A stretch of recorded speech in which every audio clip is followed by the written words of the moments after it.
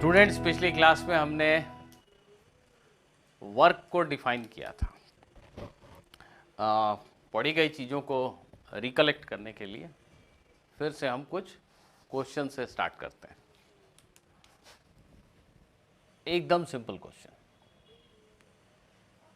ये एक elevator car है, लिफ्ट है। इसकी छत से एक स्ट्रिंग के थ्रू एक ब्लॉक अटैच्ड है। ब्लॉक का मास है m। ठीक है। इनिशियली ये लिफ्ट रेस्ट में है, now the lift begins to accelerate up with an acceleration a. The lift begins to accelerate up with an acceleration a. आपको मुझे बताना है work done by the tension force acting on the block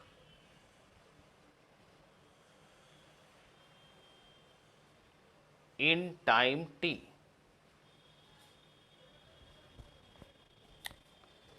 एक lift की छत से रस्सी बंधी है, रस्सी से एक ब्लॉक लटक रहा है, ब्लॉक का मास m है। लिफ्ट ओरिजिनली रेस्ट में थी, वो a एक्सेलरेशन से ऊपर चलने लगी। t सेकेंड्स के इंटरवल में रस्सी का टेंशन फोर्स ब्लॉक पे कितना वर्क परफॉर्म करेगा। वीडियो पॉज करेंगे, क्वेश्चन ट्राई करेंगे।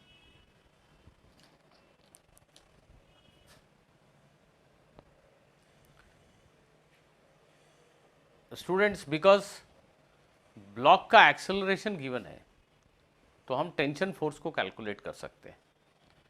इस ब्लॉक के मोशन को अगर मैं स्टडी करूं, लिफ्ट का नहीं, ब्लॉक का। लिफ्ट क्यों चल रहा है उसके अलग कारण है। यहाँ एक केबल लगी है, एक मोटर है जो उसको खींच रही है, तो वो एक अलग इशू है, उसके बारे में हमें नहीं सोचना। लेकिन ये ब्लॉक क्यों चल रहा है विथ एक्सेलरेशन है, तो सिंपली एक ही कारण है, टेंशन जो है वो mg से बड़ा है। इस ब्लॉक के मोशन की वजह, एक्सेलरेशन की वजह यह है कि टेंशन फोर्स mg से बड़ा है। इस ब्लॉक पे एक नेट अपवर्ड फोर्स है because of which it is accelerated. So therefore tension force is equal to mg plus a। ये रस्सी में टेंशन है। अब इसी टेंशन फोर्स का वर्क डन हमसे पूछा गया है। टेंशन फोर्स ब्लॉक पे कितना वर्क परफॉर्म कर रही है ये पूछा गया है। फोर्स के साथ साथ अगर हमें डिस्प्लेसमेंट पता हो तो हम वर्क डन पता कर सकते हैं। यहाँ ध्यान देना है कि because this whole thing is moving with constant acceleration, so this tension force is a constant force, it is having a fixed value and fixed direction. So tension is a constant force. Work done by tension is force dot displacement. Displacement कितना हुआ block का t seconds में? Very simple, ये पूरी lift t seconds में कितना ऊपर चली जाएगी? Half at square. Initial velocity 0 और एक्सेलरेशन a है, तो x is equal to ut plus half at square से जो डिस्प्लेसमेंट है ब्लॉक का, पूरी लिफ्ट का एक ही है, वो हाफ at स्क्वायर है। ये पूरी लिफ्ट हाफ at स्क्वायर ऊपर चली गई, ब्लॉक भी हाफ at स्क्वायर ऊपर चला गया। क्वेश्चन में पूछा गया टेंशन ने ब्लॉक पे कितना वर्क किया। टेंशन फोर्स इतना है और उसी फोर्स की डायरेक्शन में ब्लॉक का डिस्प्लेसमेंट इतना है। So work done by tension is tension into x. तो tension is m g plus a into displacement that is half at square. This is work done by tension force acting on the block. इस block पे act कर रहे tension force का ये work done है। Force पता है, displacement पता है, दोनों सेम डायरेक्शन में है। F into x into cos 0 degree, this is the work done by tension force on the block. Okay. Here is another question. Again, imagine a lift. This is a lift, and on the floor of the lift, there is a fixed inclined plane. There is a block of mass m placed over it. Lift is going up with constant velocity. And the question says, the block does not slide on the incline.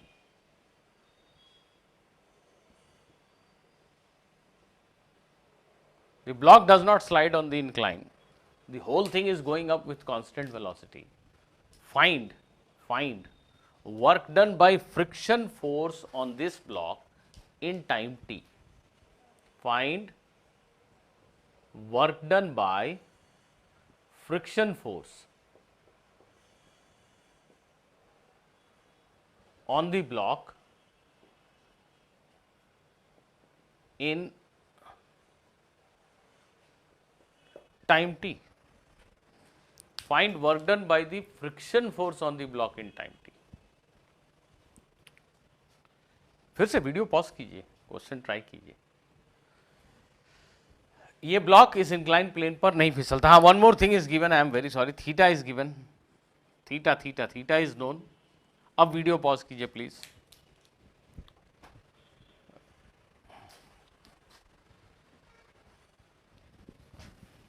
Block पे act करने वाले friction force ने T second में कितना work किया ये आपको बताना है.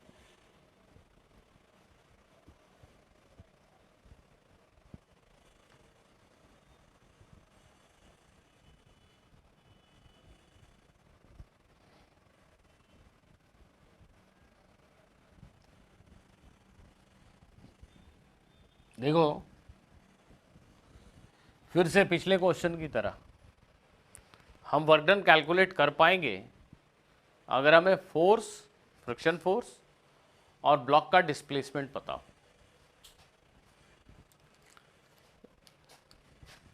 ये लिफ्ट कांस्टेंट वेलोसिटी से ऊपर जा रही है, राइट?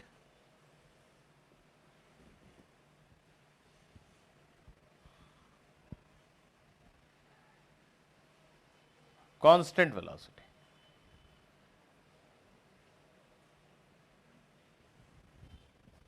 तो हमारा जो ब्लॉक है वो टी सेकंड में कितना डिस्प्लेस हुआ.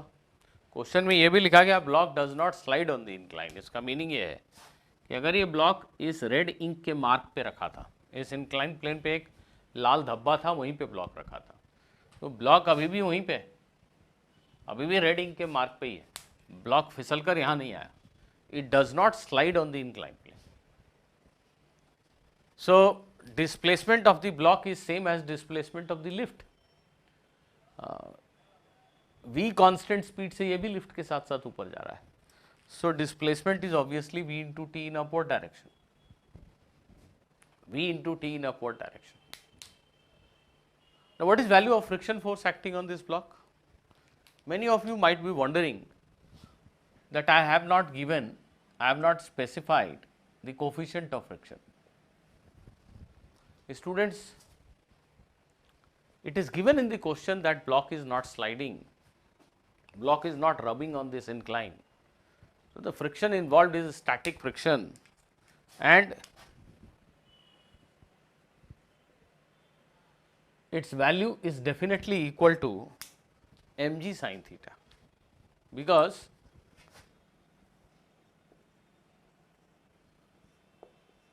there is no motion. There is no rubbing motion, there is no relative motion.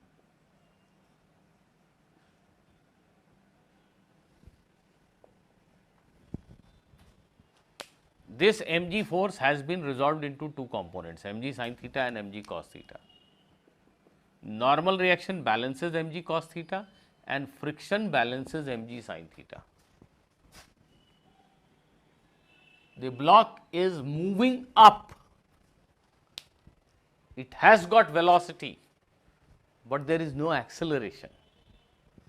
When an object is moving with constant velocity, net force acting on it must be zero.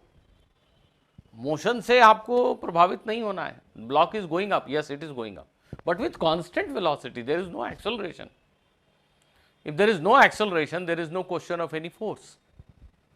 There is no force acting on the block. Net force is zero.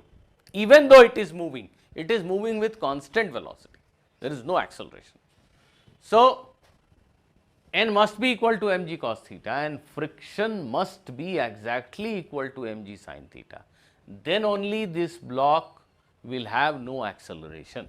When net force is zero, block is having no acceleration. Net force zero कैसे कर रहे हैं हम? इधर कोई force नहीं, इधर भी कोई फोर्स नहीं.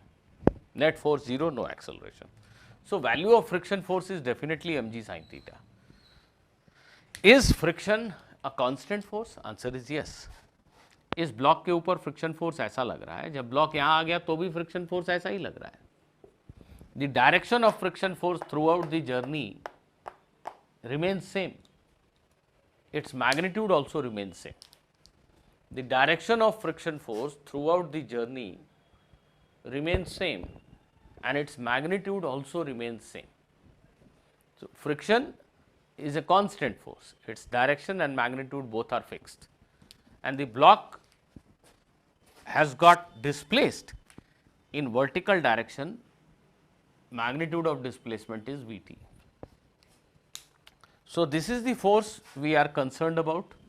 We wish to know work done by this force on the block. This is the force and this is the displacement. The angle between the force and displacement is 90 minus theta. You can see this angle is theta, this angle is also theta. Corresponding angle. This is vertical, this is horizontal. If this is theta, then this must be 90 minus theta. So, friction force makes an angle of 90 minus theta with displacement vector. Therefore, work done by friction is friction into displacement into cos of 90 minus theta. Friction is mg sin theta, displacement is Vt and cos 90 minus theta is sin theta. That is all. So, work done by friction is mg sin theta Vt into sin theta, that means mg Vt sin square theta. This is work done by friction force acting on the block in time interval t. Okay. Now, students, here is the next question. A particle is moving in a circle of radius r. A force of magnitude F naught is acting on it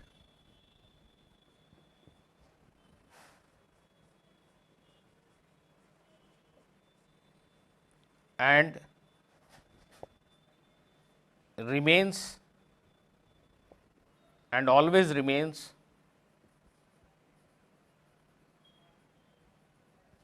tangential in the direction of motion.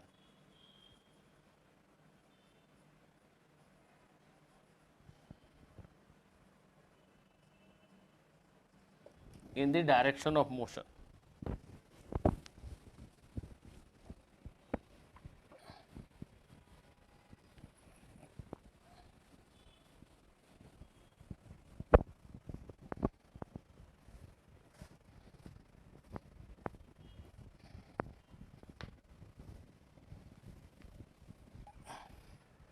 Find work done on the particle by this particular force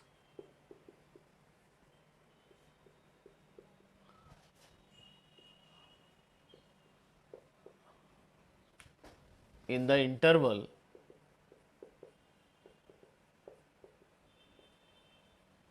the particle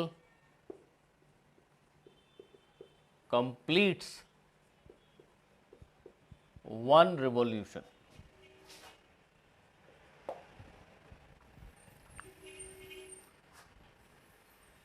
एक particle are radius के circular path पे चल रहा है, एक force है जिसका magnitude fixed है, F not constant, F not is a constant number, जैसे 10 न्यूटन। एक पार्टिकल आर रेडियस के सर्कल पे घूम रहा है, उस पर एक और भी फोर्स लग रहे होंगे, पर एक ऐसा फोर्स है जो हर समय मोशन की डायरेक्शन में, टेंजेंशियल डायरेक्शन में एक्ट करता है। जब पार्टिकल यहां है तो फोर्स इधर लग रहा है, जब यहां है तो फोर्स इधर लग रहा है। So the force always remains tangential in direction and its magnitude is constant, F naught.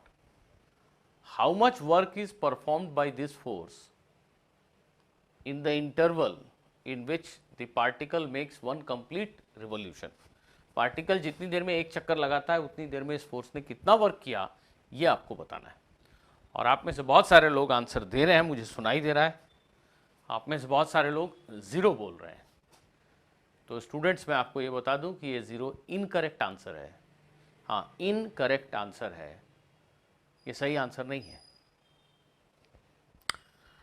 आप में से मैक्सिमम लोगों ने ये सोचा पार्टिकल ने अगर एक रिवॉल्यूशन पूरा किया तो वो जहां से चला था वहीं वापस आ गया, डिस्प्लेसमेंट जीरो हुआ।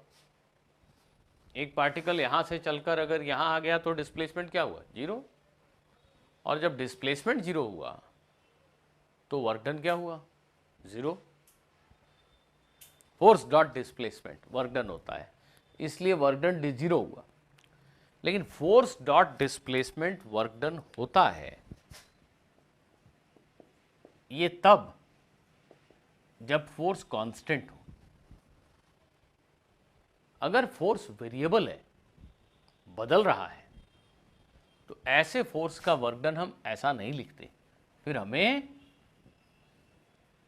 फोर्स डॉट डी आर का इंटीग्रेशन करना पड़ता है। तो क्या ये फोर्स वेरिएबल है? आंसर है हाँ है।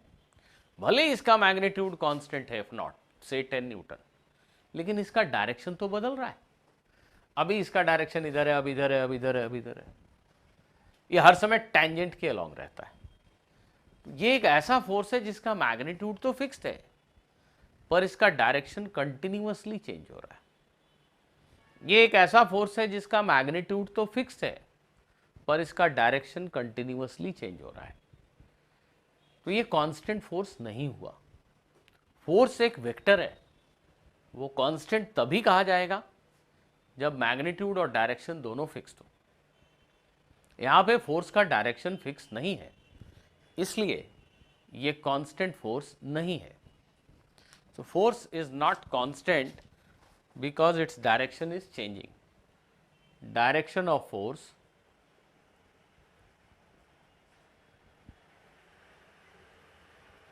is changing. Therefore, it is not a constant force. ये सबसे पहली चीज हमें ऑब्जर्व करनी चाहिए। अब रहा सवाल कि इसका वर्क डन कैसे कैलकुलेट करेंगे। Work done by this force, work done calculate करने के लिए हमें कभी भी दिमाग नहीं लगाना है, हमें तो दिए गए डेफिनेशन को फॉलो करना है। वर्क फिजिक्स की एक स्पेशल क्वांटिटी है, फिजिकल क्वांटिटी है, जिसको एक खास तरीके से डिफाइन किया गया है। हमें उस डेफिनेशन को फॉलो करना है, हमें खुद से नहीं सोचना है कि किसी और तरीके से फिजिक्स की किताब डेफिनेशन के बाहर जाकर हम वर्क को बारे में सोचें, ऐसा नहीं करना है। सो एफ डॉट डी आर का इंटीग्रेशन, इसका मीनिंग क्या होता है? इसका मीनिंग क्या होता है? हम कहीं भी बीच रास्ते में पार्टिकल को इमेजिन करें, कहीं भी इमेजिन करें, यहीं कर लें। पार्टिकल यहाँ है, एक बहुत ही छोटा सा डिस्प्लेसमेंट डी आर। देखो पार्टिकल जब यहाँ है और बिल्कुल अगले पॉइंट पे गया, उसका जो बेहद छोटा सा डिस्प्लेसमेंट हुआ, that is always along tangent. कोई भी चीज़ अगर एक कर्व पाथ पे चल रही है, एक बहुत ही छोटे टाइम इंटरवल में, उसका जो डिस्प्लेसमेंट है that is always in the direction of tangent. किसी भी कर्व पाथ पे चलने वाले ऑब्जेक्ट का एक छोटे टाइम इंटरवल में displacement is in the direction of tangent. तो इस पार्टिकल का एक किसी भी बीच के पोजीशन पे इसको इमेजिन करें, एक छोटा डिस्प्लेसमेंट दिया, फोर्स इसी डायरेक्शन में लग रहा था पार्टिकल पे, इस वक्त फोर्स इसी डायरेक्शन में था, डिस्प्लेसमेंट इसी डायरेक्शन में हुआ। जब पार्टिकल यहाँ कहीं पहुँचा तो भी इस पे जो फोर्स लग रहा है वो इसी डायरेक्शन में लग रहा है और डिस्प्लेसमेंट इसी डायरेक्शन में हुआ। तो किसी भी छोटे डिस्प्लेसमेंट में फोर्स और डिस्प्लेसमेंट दोनों सेम डायरेक्शन में है, दोनों के बीच का एंगल 0 डिग्री है। तो ऐसे किसी एक छोटे डिस्प्लेसमेंट में फोर्स का वर्क डन कैसे लिखेंगे हम? F not D R cos 0 degree. F not force का मैग्नीट्यूड है जो कांस्टेंट है, डी आर डिस्प्लेसमेंट का मैग्नीट्यूड है, मतलब हम कितनी दूर चले सर्कल के ऊपर, यहाँ से यहाँ गए, जो भी है 0.00001 मिलीमीटर, एक छोटा डिस्प्लेसमेंट, बेहद छोटा और छोटा। फोर्स का मैग्नीट्यूड, जैसे ए डॉट बी को ए बी कॉस थीटा लिख दिया, तो ए बी कॉस थीटा में ए वेक्टर ए का मैग्नीट्यूड है, बी वेक्टर बी का मैग्नीट्यूड है, थीटा दोनों वेक्टर के बीच का एंगल है। तो एफ डॉट डी आर को जैसे ही मैंने F D R cos theta लिख दिया, तो फोर्स का मैग्नीट्यूड, डिस्प्लेसमेंट का मैग्नीट्यूड कॉस थीटा, ये किया इसका इंटीग्रेशन, ये किया इसका इंटीग्रेशन, ठीक है। इसका इंटीग्रेशन करने का मतलब हुआ कि यहाँ से स्टार्ट करके हर छोटे छोटे डिस्प्लेसमेंट में, हर छोटे डिस्प्लेसमेंट में, यहाँ से लेके यहाँ तक जाएंगे, हर छोटे छोटे डिस्प्लेसमेंट में एफ डॉट डी आर निकालो और उन सबको जोड़ दो। इंटीग्रेशन मतलब हम कह रहे हैं कि हर छोटे डिस्प्लेसमेंट में एफ डॉट डी आर निकालो और उन सबको जोड़ दो। This is the meaning of integration. तो हर छोटे छोटे डिस्प्लेसमेंट में फोर्स का वर्क डन, ये हर छोटे डिस्प्लेसमेंट, छोटे छोटे छोटे छोटे डिस्प्लेसमेंट में वर्क डन को ऐड कर दिया। ऐड करने का काम इंटीग्रेशन करता है। 0 डिग्री कॉमन एंगल है, दैट मीन्स यहाँ भी एफ और डी आर के बीच का एंगल 0 है, यहाँ भी 0 है, यहाँ भी 0 है, हर जगह 0 है। तो ये कॉस 0 डिग्री कॉमन है, कांस्टेंट है, ये इंटीग्रेशन के बाहर रहेगा। एफ नॉट भी कांस्टेंट है, उसका मैग्नीट्यूड नहीं बदल रहा है। तो एफ नॉट कॉस 0 डिग्री जो है ये तो कांस्टेंट है, ये इंटीग्रेशन के बाहर रहेगा। और integration of d r means हर छोटे डिस्प्लेसमेंट का सम, dr1, dr2, dr3, dr4, dr5, dr6, dr7, हर छोटे छोटे छोटे छोटे डिस्प्लेसमेंट का सम, हर छोटे छोटे छोटे छोटे डिस्प्लेसमेंट का जब सम करेंगे तो ये 2 पाई r हो जाएगा। ये डिस्प्लेसमेंट का मैग्नीट्यूड है, ये 0.001 मिलीमीटर, 0.0001 मिलीमीटर, 0.0001 मिलीमीटर, ये सब जोड़ते चले गए तो पूरे सर्कल में घूम गए, f इंटू 2 पाई r। देखो बेटा, मोटी बात यह है कि कोई भी ऑब्जेक्ट जिस डायरेक्शन में चल रहा है उसी डायरेक्शन में अगर हम उसे धक्का देते चलें तो वर्क डन 0 नहीं होगा। ये फोर्स यही कर रहा है, बॉडी जिधर जिधर जा रही है उसी डायरेक्शन में उसको धक्का दे रहा है। हर छोटे डिस्प्लेसमेंट में फोर्स पॉजिटिव वर्क कर रहा है, उसका वर्क डन 0 कैसे हो सकता है? So work done is F naught into 2 pi R. तो I hope you have understood this.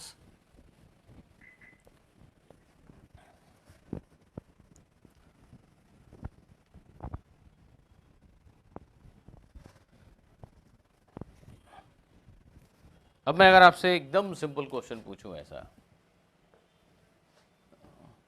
एक प्रोजेक्टाइल को थ्रो किया, m मास का बॉल है, इसको थ्रो किया, A से चला और B पर गिरा।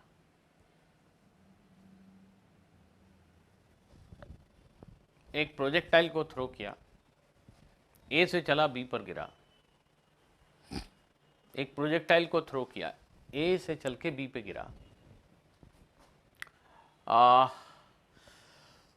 इस पूरे मोशन में, इसका मास m है, इस पूरे मोशन में what is work done by gravitational force?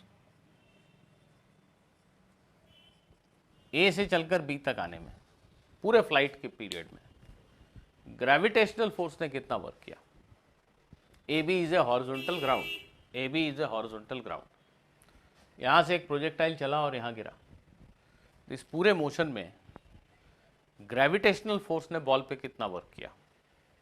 What is work done bye G for gravitational, work done by gravitational force during the course of motion from A to B? Can you answer that? इस question का force variable था, लेकिन इस question में जो force है वो constant force है। बॉल कहीं भी हो, उस पे जो फोर्स लग रहा था वो सेम डायरेक्शन में और फिक्स्ड मैग्नीट्यूड का फोर्स था, तो ये कांस्टेंट फोर्स था। और कांस्टेंट फोर्स का work done force dot displacement होता है। कांस्टेंट फोर्स का वर्क डन जानने के लिए मुझे पाथ के बारे में जानना जरूरी नहीं है। यहां पर मुझे ये जानना जरूरी नहीं है कि पार्टिकल किस पैराबोलिक पाथ पे चला। मेरे लिए ये जानना एनफ है कि स्टार्ट में यहां था और एंड पे यहां है, तो डिस्प्लेसमेंट ये हुआ, ये डिस्प्लेसमेंट वेक्टर है। और डिस्प्लेसमेंट वेक्टर ऐसा है और फोर्स वेक्टर ऐसा है, वर्टिकल, दोनों के बीच का एंगल 90 डिग्री है। Displacement horizontal, force vertical, constant force है। उस केस में पाथ एग्जैक्टली कैसा था ये जानने की जरूरत ही नहीं है। कांस्टेंट फोर्स का वर्क डन पाथ पे डिपेंड नहीं करता, इनिशियल और फाइनल पोजीशन में जो डिस्प्लेसमेंट हुआ उस पर डिपेंड करता है। तो work done by gravitational force will be mg into R into cos of 90 degree which is 0। मैंने आपको पहले भी कहा है mg का वर्क डन सिर्फ चेंज इन हाइट पे डिपेंड करता है। जब तक हाइट में कोई बदलाव ना हो तब तक mg कोई वर्क नहीं करता। बॉडी यहां से चला और यहीं आ गया, there is no change in height, there is no change in height, absolutely no change in height. और जब हाइट में चेंज नहीं हुआ, h 0 है, तो ग्रेविटेशनल फोर्स का वर्क डन भी 0 है।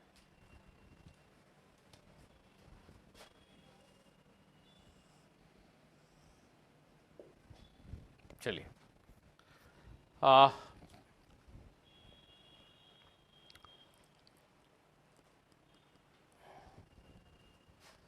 वेरिएबल फोर्स के वर्क डन में एक वेरिएबल फोर्स जो कॉमनली मैकेनिक्स के क्वेश्चन में होता है वो स्प्रिंग फोर्स है।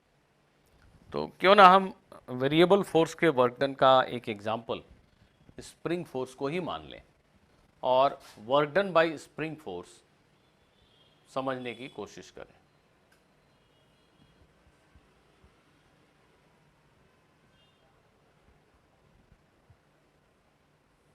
Work done by spring force, ठीक है। इमेजिन करो ये एक आइडियल स्प्रिंग है, इसका फोर्स कांस्टेंट है कि आइडियल स्प्रिंग किसको कहते हैं? मासलेस स्प्रिंग और जो हुक्स लॉ को फॉलो करती है। हुक्स लॉ क्या था? अगर इस स्प्रिंग को x स्ट्रेच करोगे या x कॉम्प्रेस करोगे तो स्प्रिंग फोर्स की वैल्यू k इंटू एक्स होगी। k को हम स्प्रिंग का फोर्स कांस्टेंट कहते हैं। ये स्प्रिंग इस समय अपने नेचुरल लेंथ में, ये स्प्रिंग अपने नेचुरल लेंथ में, NL फॉर नेचुरल लेंथ। अब लेट अस इमेजिन कि आप इस स्प्रिंग को स्ट्रेच करते हैं और आपने इसको ओरिजिनल पोजीशन से x स्ट्रेच करके रखा है। ऐसा सोचिए, आप एक्सटर्नल एजेंट दाहिनी तरफ फोर्स लगा रहे हैं और आपके ही हाथ पे आपके ही हाथ पे ये स्प्रिंग जो है वो इधर की तरफ फोर्स लगा रही है। शायद हम सभी समझते हैं, जानते हैं इनफैक्ट, इस समय स्प्रिंग फोर्स की वैल्यू k इंटू एक्स के इक्वल है। एक स्प्रिंग नेचुरल लेंथ में थी, उसको आपने x स्ट्रेच किया। इस वक्त जो स्प्रिंग फोर्स की वैल्यू है वो k इंटू एक्स है। आप इस स्प्रिंग को खींचते चले गए सच दैट कि इसकी लेंथ फाइनली x नॉट बड़ी हो गई, पहले से ओरिजिनल से x नॉट बड़ी हो गई। स्प्रिंग को आपने नेचुरल लेंथ की पोजीशन से x नॉट तक खींचा। ये एक इंटरमीडिएट स्टेज है, बीच का स्टेज है। इस स्प्रिंग को पकड़ा और आप इसको ऐसे खींचते जा रहे हैं, धीरे धीरे खींचते जा रहे हैं। इस डायग्राम में मैंने एक बीच का स्टेज दिखाया है। जब आपने स्प्रिंग को x खींच दिया है, अभी भी आप खींच रहे हैं, और इसको आप फाइनली x नॉट डिस्टेंस तक खींचते हुए लेकर आते हैं, इसका एक्सटेंशन x नॉट कर देते हैं। इस पूरे प्रोसेस में, यहां से यहां तक जाने में, स्प्रिंग फोर्स ने कितना वर्क किया? What is work done by spring force? This is what we wish to calculate. So consider an ideal spring. ये आपके स्कूल एग्जाम का डेरिवेशन हो सकता है, प्लीज ध्यान दीजिएगा।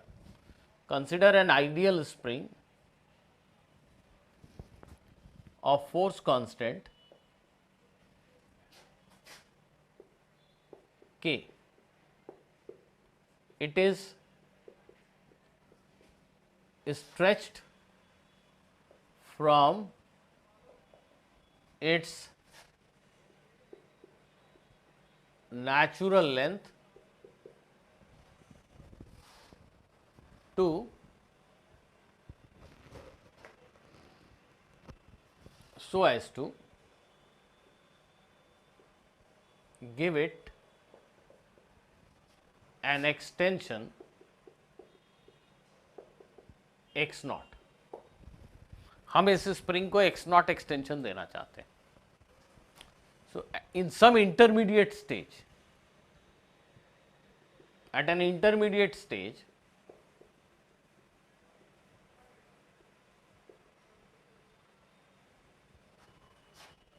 the extension is x, ऐसा मान लेते हैं। let at an intermediate stage the extension is x. Spring force in this stage is kx, right? It is same as external force. Action and reaction are equal and opposite. तुम जितना force लगा रहे हो spring के and पे, उतना ही force spring भी तुम्हारे हाथ पे लगा रही है। स्प्रिंग तुम्हें इधर खींच रही है, तुम स्प्रिंग को इधर खींच रहे हो। तो किसी इंटरमीडिएट स्टेज में स्प्रिंग फोर्स है kx। ध्यान देना, हम यहाँ स्प्रिंग फोर्स का वर्क डन कैलकुलेट करने के लिए ऐसा तो नहीं लिख सकते kx इंटू एक्स नॉट, क्योंकि यहां से जब चले तो स्प्रिंग फोर्स 0 था, और जैसे जैसे x बढ़ता जा रहा है स्प्रिंग फोर्स बड़ा होता चला जा रहा है। स्प्रिंग फोर्स वेरिएबल फोर्स है, x को जितना बड़ा करते हैं उतना बड़ा फोर्स होता है। तो ये कांस्टेंट मैग्नीट्यूड का फोर्स नहीं है, कांस्टेंट फोर्स नहीं है कि हम फोर्स इनटू डिस्प्लेसमेंट लिखते हैं। फोर्स तो बदल रहा था, अभी 0 था, अभी 10 न्यूटन था, अभी 20 न्यूटन है, अभी 30 न्यूटन है, अभी 45 न्यूटन है। सो spring force is continuously changing. तो जब ये वेरिएबल फोर्स है तो हमें इसका वर्क डन जानने के लिए इंटीग्रेशन की मदद लेनी होगी। तो हम ऐसे सोच रहे हैं, at an intermediate stage extension is X and the spring force is kx।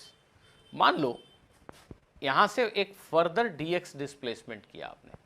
कैसे कर रहे हैं आप इस स्प्रिंग को खींच रहे थे, x खींच चुके हैं, इस वक्त स्प्रिंग फोर्स kx है, और आपने एक बहुत छोटा सा डिस्प्लेसमेंट dx और किया, 0.0000000000000000001 मिलीमीटर का डिस्प्लेसमेंट आपने और किया। सो work done by spring force in a further displacement or extension of dx is work done by the spring force in a further extension of dx will be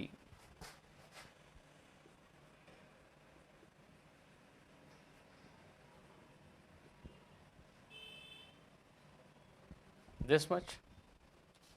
क्या बोल रहा हूं मैं? स्प्रिंग को यहां से एक्स नॉट खींचना है. पूरे पीरियड में स्प्रिंग फोर्स कांस्टेंट नहीं था. जैसे जैसे खिंचाव बढ़ता जा रहा है फोर्स बढ़ता जा रहा है. ऐसे फोर्स का वर्क डन जानने के लिए, वेरिएबल फोर्स का वर्क डन जानने के लिए इंटीग्रेशन इंटीग्रेशन बेसिकली क्या है? हर छोटे छोटे डिस्प्लेसमेंट में जो वर्क हुआ उसको ऐड करना. अभी मैं ऐसा सोच रहा हूं कि मान लो एक्स एक्सटेंशन हो चुका है, स्प्रिंग एक्स खींच चुकी है, इस समय स्प्रिंग फोर्स के एक्स है. अब एक छोटा डिस्प्लेसमेंट डी एक्स किया. इस छोटे डिस्प्लेसमेंट में स्प्रिंग फोर्स ने कितना वर्क किया? अगर आप ध्यान से देखेंगे तो मैंने गलत लिखा है. कितना वर्क डन किया?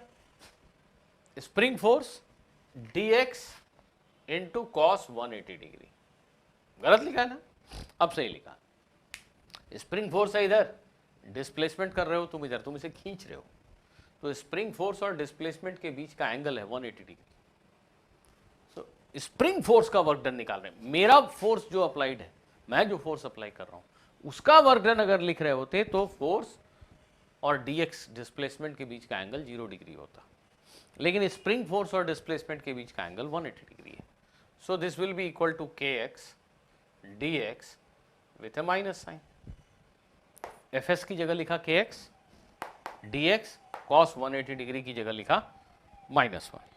सो work done by spring force in this small displacement is minus kx dx.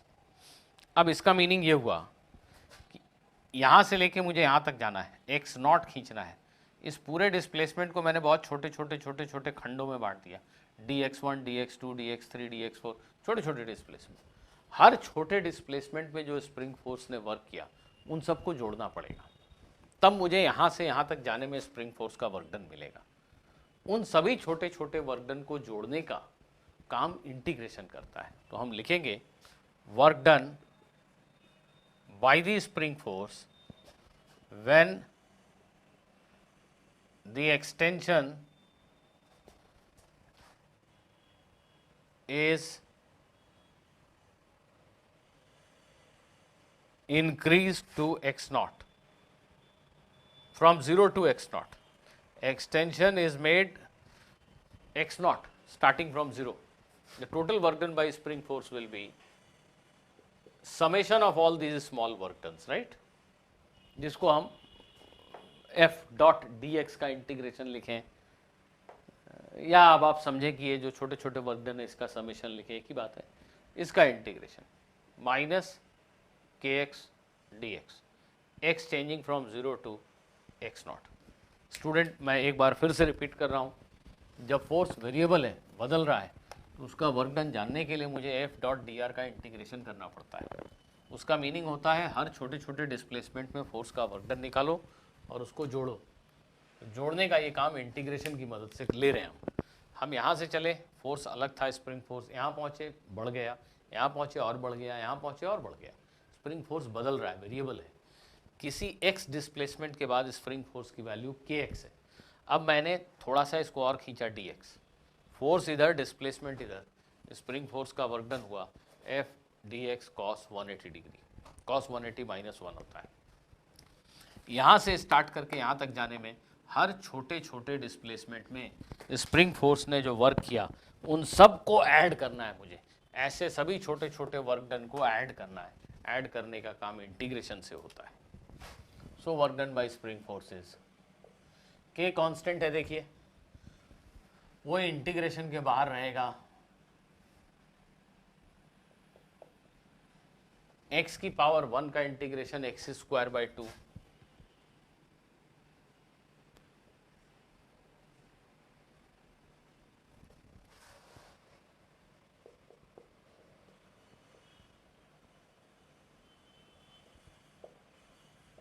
ऐसा. x की जगह x नॉट लिखा, x की जगह 0 लिखा. So work done by spring force is half kx naught square with a negative sign.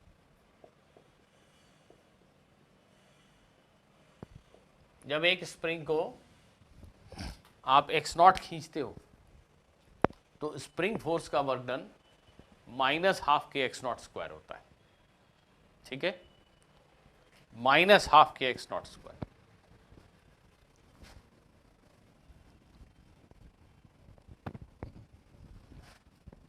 The same is true when a spring is compressed by x naught.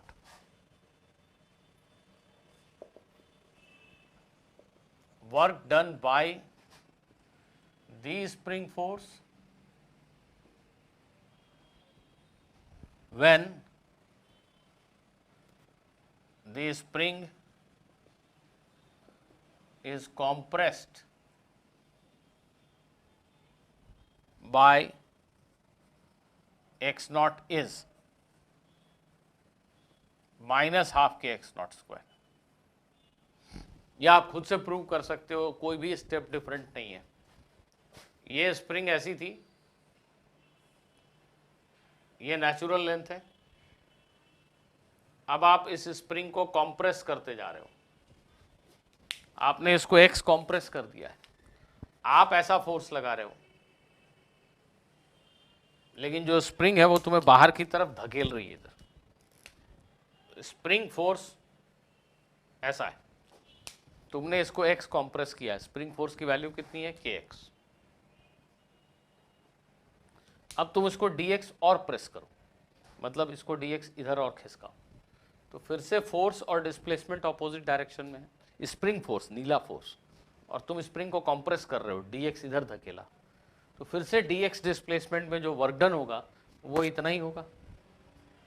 और zero से लेके x not तक compress करने में जो total work done होगा वो इतना ही होगा. There is no difference.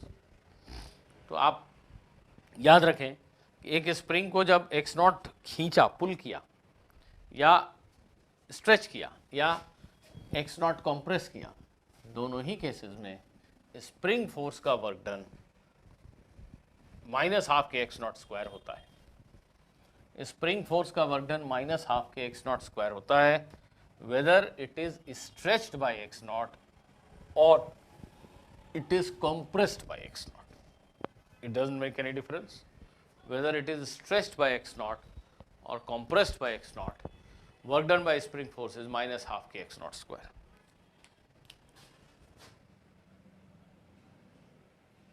ठीक है.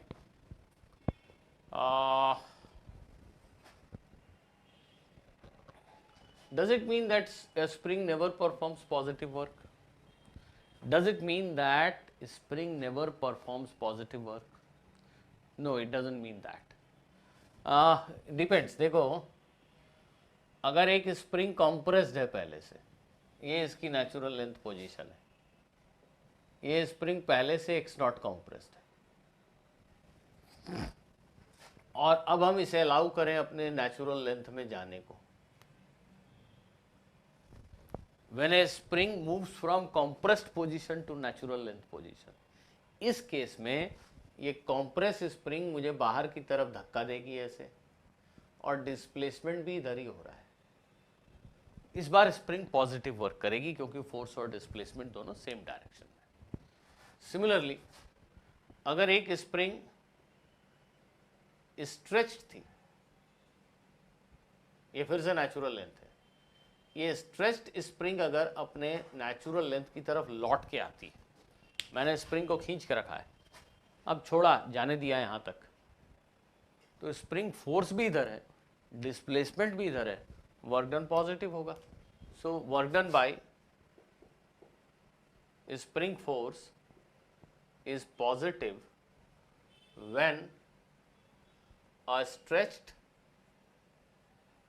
और a compressed spring returns to its natural length.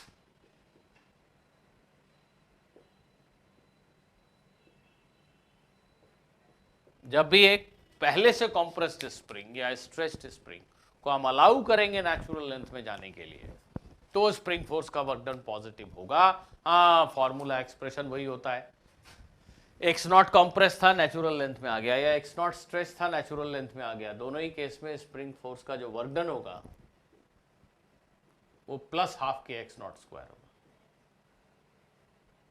आप डेरिवेशन खुद कर सकते हो इन एग्जाम्पल्स के बाद, खुद से सोचो प्लस क्यों होगा और हाफ के एक्स नॉट स्क्वायर क्यों होगा। I hope you can do it.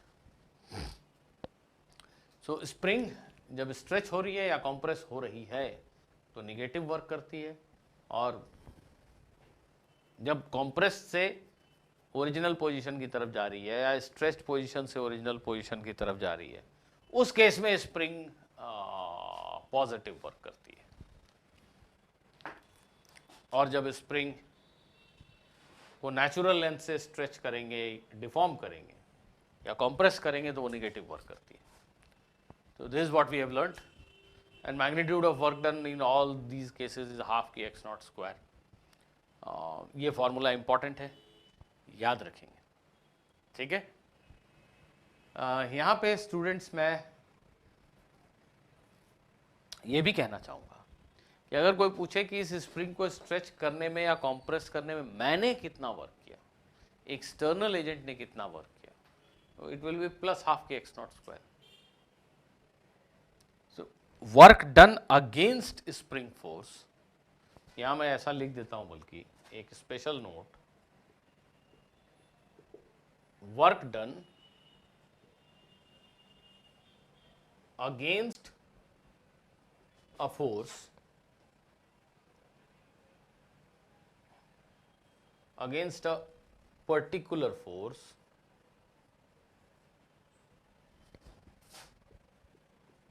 is negative of work done by that force।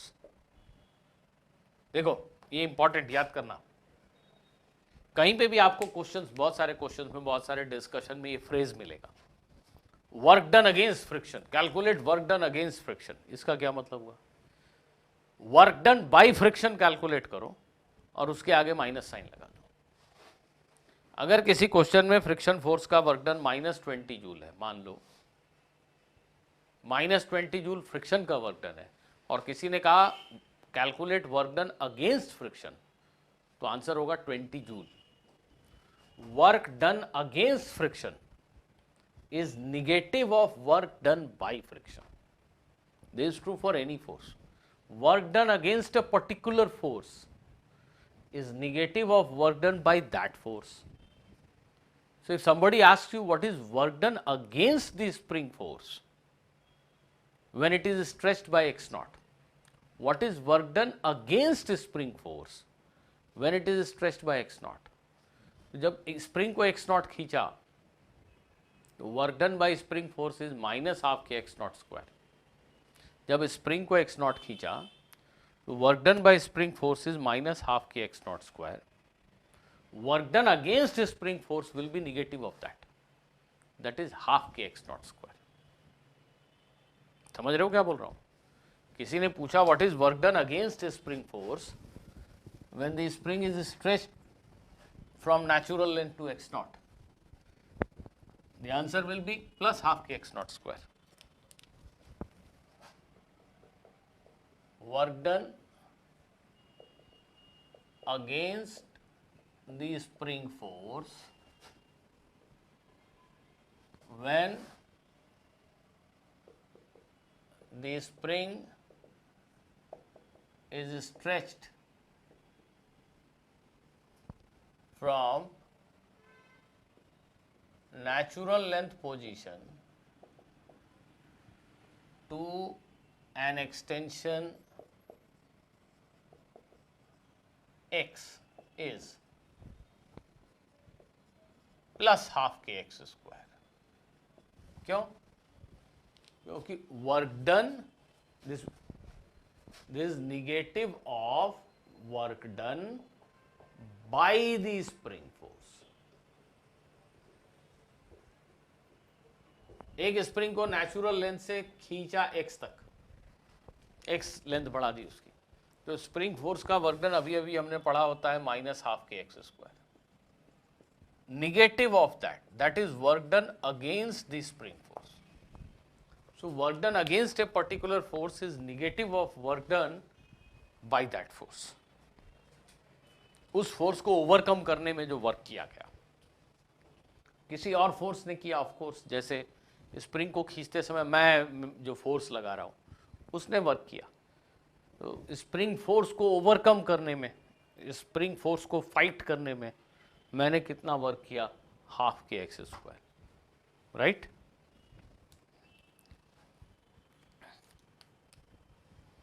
Okay,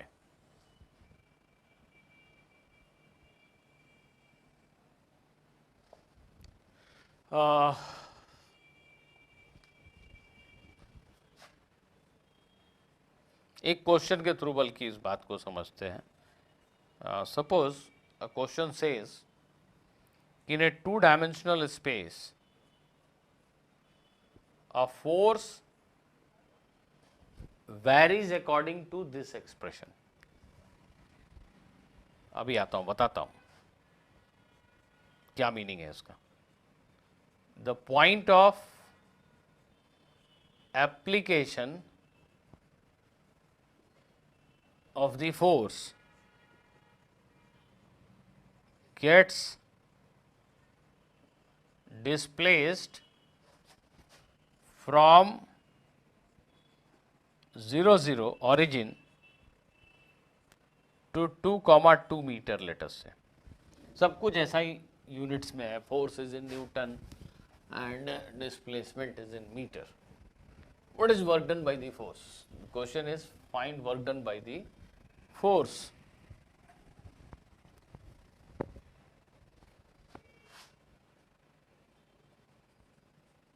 find work done.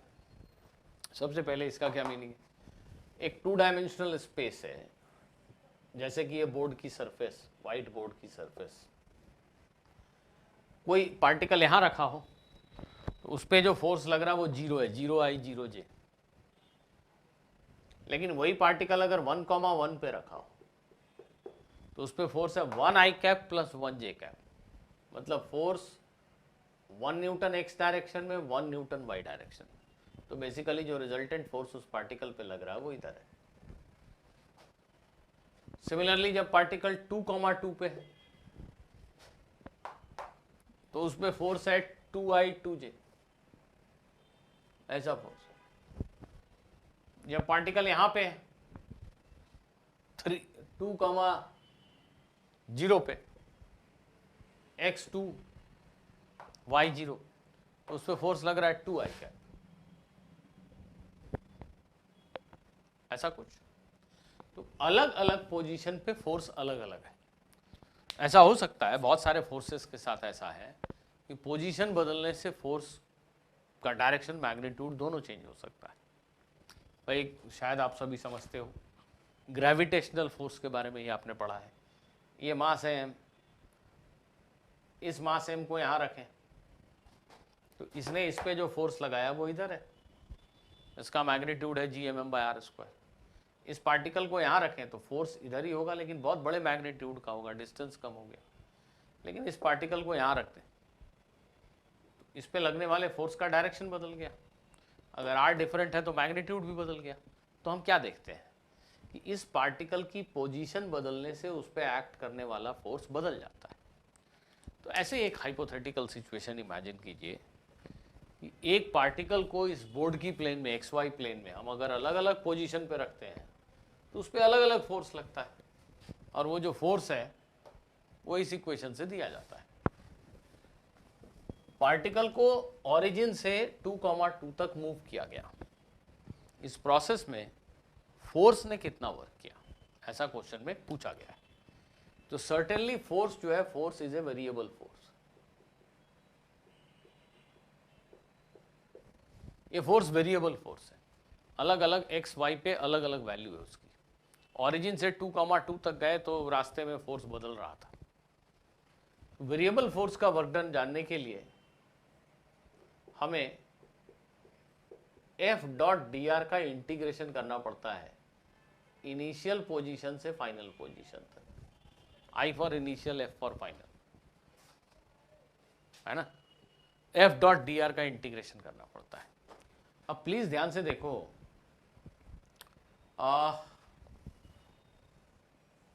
कहीं भी एक पार्टिकल का पोजीशन वेक्टर आर है, ये पार्टिकल का पोजीशन वेक्टर है। एक पार्टिकल यहां पे है, अगर ओरिजिन से उसको जोड़ने वाला वेक्टर उसका पोजीशन वेक्टर कहलाता है। अब ये पार्टिकल एक बहुत छोटा डिस्प्लेसमेंट करता है डी आर, बहुत छोटा करता है, 0.0000000001 मिलीमीटर। ड्राइंग साफ बने आपको दिखाई दे इसलिए इतना बड़ा पार्टिकल यहां से यहां गया, एक्चुअली में वो यहां से यहां गया बस, ठीक है, ड्राइंग साफ बने इसलिए बड़ा दिखा रहा है। एक छोटा डिस्प्लेसमेंट करता है डी आर, तो ये छोटा डिस्प्लेसमेंट भी एक वेक्टर है, दुनिया के दूसरे वेक्टर्स की तरह ये भी एक वेक्टर है, बस इसकी खासियत है कि बहुत छोटा है। एक छोटा डिस्प्लेसमेंट किया तुमने, यहां से यहां रखा, इस छोटे डिस्प्लेसमेंट को भी हम डी एक्स आई कैप और डी वाई जे कैप लिख सकते हैं। भाई वो वेक्टर है, जैसे किसी वेक्टर को आप एक्स आई वाई जे लिख सकते हो, बिल्कुल ऐसे ही एक छोटा सा डिस्प्लेसमेंट है डी आर, बहुत छोटा है, उसके भी दो टुकड़े हो सकते हैं, एक्स डायरेक्शन में एक छोटा डिस्प्लेसमेंट डी एक्स और वाई डायरेक्शन में एक छोटा डिस्प्लेसमेंट डी वाई। मैं ये सिखा रहा हूं आपको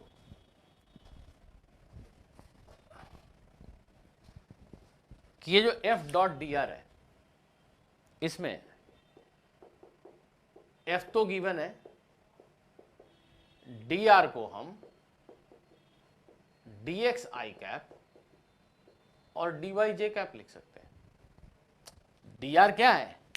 एक बेहद छोटा डिस्प्लेसमेंट, उस छोटे डिस्प्लेसमेंट को हम एक बहुत छोटा डिस्प्लेसमेंट एक्स डायरेक्शन में और बहुत छोटा डिस्प्लेसमेंट वाई डायरेक्शन में, इसका वेक्टर सम लिख सकते हैं।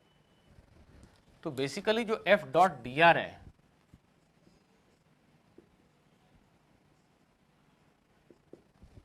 दो वेक्टर का डॉट प्रोडक्ट, दोनों के एक्स कंपोनेंट को मल्टीप्लाई कर देते हैं और दोनों के वाई कंपोनेंट को भी मल्टीप्लाई कर देते हैं। तो जो एफ डॉट डी आर है वो एक्स डी एक्स और वाई डी वाई हो गया। और वर्क डन हमें कैसे मिलेगा? इसके इंटीग्रेशन से। इंटीग्रेशन मतलब एफ डी आर का इंटीग्रेशन मतलब इसका इंटीग्रेशन। ये दोनों अलग अलग लिख लेते हैं, ऐसा इंटीग्रेशन। प्लीज समझो, मैंने तुम्हें ये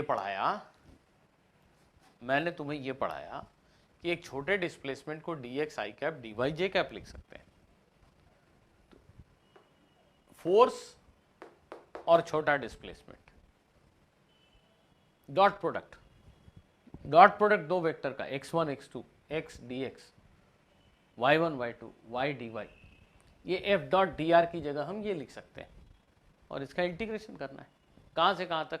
हमारे क्वेश्चन में x 0 से 2 तक चेंज हुआ, पार्टिकल x 0 से x 2 तक गया और y भी 0 से 2 तक चेंज हुआ।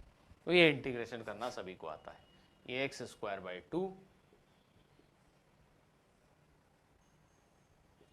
और ये y स्क्वायर बाई 2। लिमिट्स रख के आप आंसर निकाल सकते हो खुद से। x की जगह 2 लिखेंगे तो 2 स्क्वायर बाई 2 हो जाएगा, ये 0 लिखेंगे तो कुछ नहीं, और y की जगह 2 लिखेंगे तो 2 स्क्वायर बाई 2 2, सो 4 यूनिट, है ना। अगर न्यूटन और मीटर में है सब कुछ तो joule. So work done is 4 unit. यहां पे इस एग्जाम्पल में दो बातें सीखने की हैं। पहला, अगर एक फोर्स ऐसा लिखा है,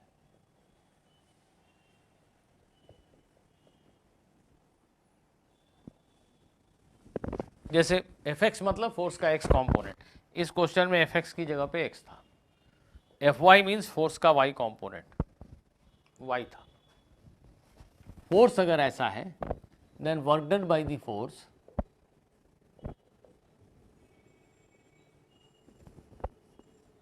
can be written as fx dx fy dy का इंटीग्रेशन। ऐसा क्यों? क्योंकि जो dr है, dr को हम लिखेंगे dx i cap plus dy J cap, जैसा अभी आपने सीखा। तो F X D X, F dot D R लिखेंगे तो F X D X F Y D Y, इसका इंटीग्रेशन करना है हमें इनिशियल पोजीशन से फाइनल पोजीशन के बीच। तो इन जनरल फोर्स अगर कार्टेशियन सिस्टम में गिवन हो तो उसका वर्क डन एक पॉइंट से दूसरे पॉइंट तक जाने के में क्या होगा ये जानने के लिए हमें ऐसा एक इंटीग्रेशन करने की ज़रूरत पड़ सकती है, जैसा कि इस क्वेश्चन में भी हमने किया। अगर फोर्स आई कैप जे कैप फॉर्मेट में लिखा हो, वेरिएबल हो, तो वैसे केस में हम अब डायरेक्टली ऐसे नहीं सोच के याद रख सकते हैं कि ऐसे फोर्स का वर्क डन जानने के लिए एफ एक्स डी एक्स, जो फोर्स का एक्स कॉम्पोनेंट है एक्स डी एक्स, फोर्स का Y component Y D Y, X D X Y D Y को इंटीग्रेट कर दो। ये हमने सीखा। दूसरी इंपॉर्टेंट बात अगर आपने गौर की हो,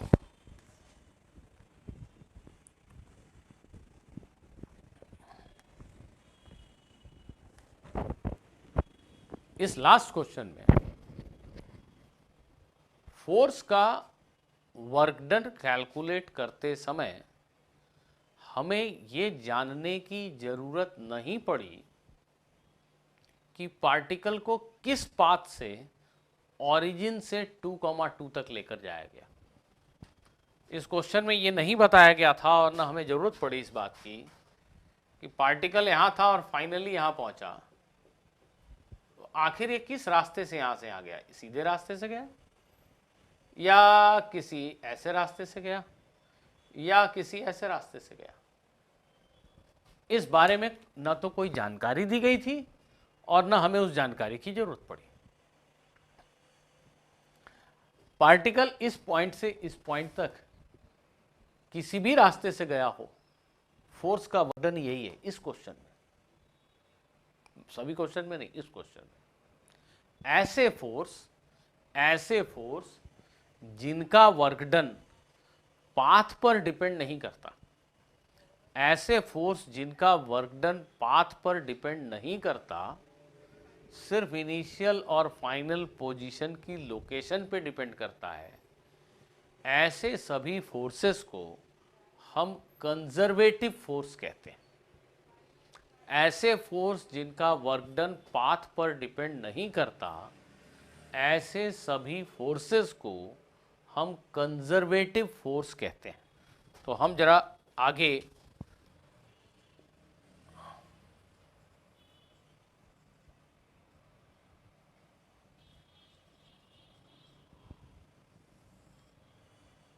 कंजर्वेटिव फोर्स के बारे में ही थोड़ा डिस्कस करेंगे। अभी आज की क्लास में मैं सिंपली जल्दी जल्दी से डेफिनेशन लिख देता हूं, that's all. A force is said to be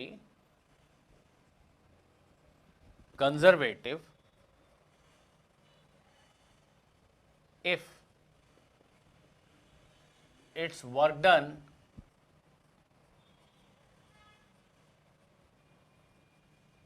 is independent of path,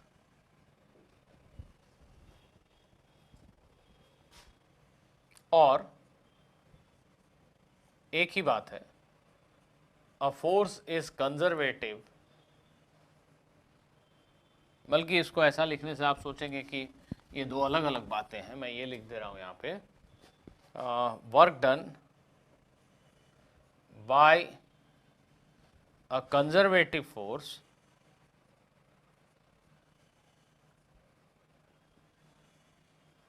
in a round trip in a closed path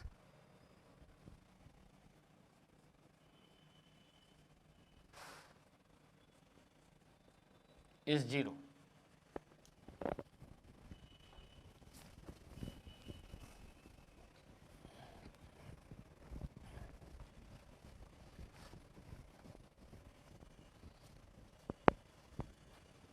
and a force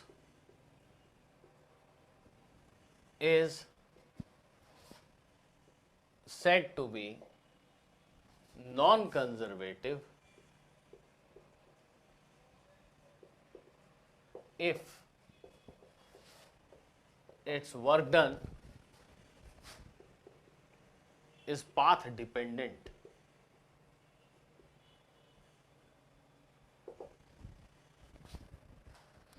एक ऐसा फोर्स जिसका वर्क डन पाथ पर डिपेंड नहीं करता।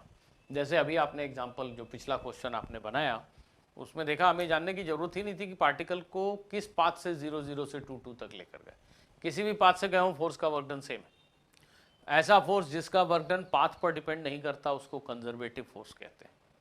ऐसे फोर्सेस के लिए एक राउंड ट्रिप में वर्क डन 0 होता है। एक क्लोज पाथ में जहां से चले थे अगर वहीं पहुंच गए तो फोर्स का वर्क डन 0 होता है। एक ऐसा फोर्स जिसका वर्क डन पाथ पर डिपेंड करता है, यहां से यहां जाने के रास्ते अगर अलग अलग हुए तो अलग अलग वर्क डन होता है। सेम दो पॉइंट के बीच में अगर अलग अलग रास्ते से चले तो वर्क डन अलग अलग होता है। अगर कोई ऐसा फोर्स हो तो हम कहते हैं वो नॉन कंजर्वेटिव फोर्स है, कंजर्वेटिव नहीं है। Examples of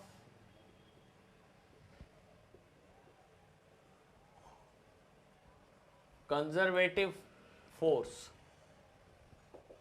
gravitational force. In fact, any constant force is conservative. Constant force का वर्क डन पाथ पे डिपेंड नहीं करता है कि नहीं, तो सारे कांस्टेंट फोर्स कंजर्वेटिव हुए। लेकिन gravitational force in general is conservative. ऐसा हम ग्रेविटेशन के चैप्टर में भी आगे देखेंगे। और अभी जितने फोर्सेस हमने पढ़े हैं उनमें स्प्रिंग फोर्स, इलेक्ट्रोस्टैटिक फोर्स भी कंजर्वेटिव है, पर उसका नाम अभी नहीं लिख रहा हूँ मैं, उसके बारे में हम नहीं जानते। तो ग्रेविटेशनल फोर्स, स्प्रिंग फोर्स, अभी तक जितने फोर्सेस हमने पढ़े उनमें ये दो फोर्सेस कंजर्वेटिव हैं। इसका मीनिंग क्या हुआ? इसका मीनिंग ये हुआ कि भाई इस ब्लॉक को ए से बी तक लेकर जाना है, किसी भी रास्ते से लेकर जाओ,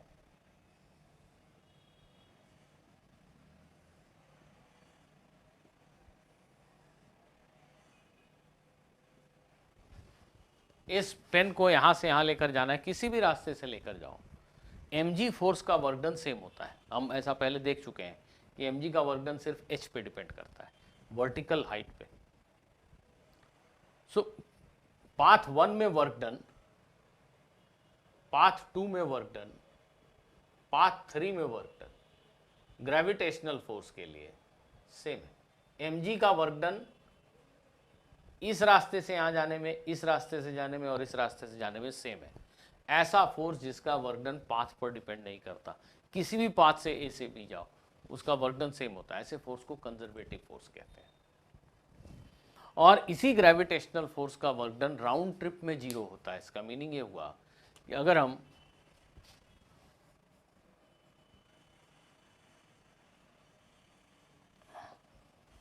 इस पेन को यहां से लेकर यहां जाए और वापस यहां से यहां आ जाए, जहां से चले थे वहीं पहुंच जाए, तो ग्रेविटेशनल फोर्स का वर्क डन 0 होता है। ये राउंड ट्रिप का मतलब हुआ हम ए से बी गए और फिर बी से ए आ गए, किसी भी रास्ते से ए से बी गए और बी से ए आ गए, जहां से चले थे वहीं पहुंच गए। तो एक क्लोज पाथ में हम देखते हैं कि कंजर्वेटिव फोर्सेस का वर्क डन 0 होता है। कंजर्वेटिव फोर्स वो है जिसका वर्क डन पाथ पे डिपेंड नहीं करता। ऐसे सभी फोर्सेस के लिए क्लोज पाथ में वर्क डन 0 होता है।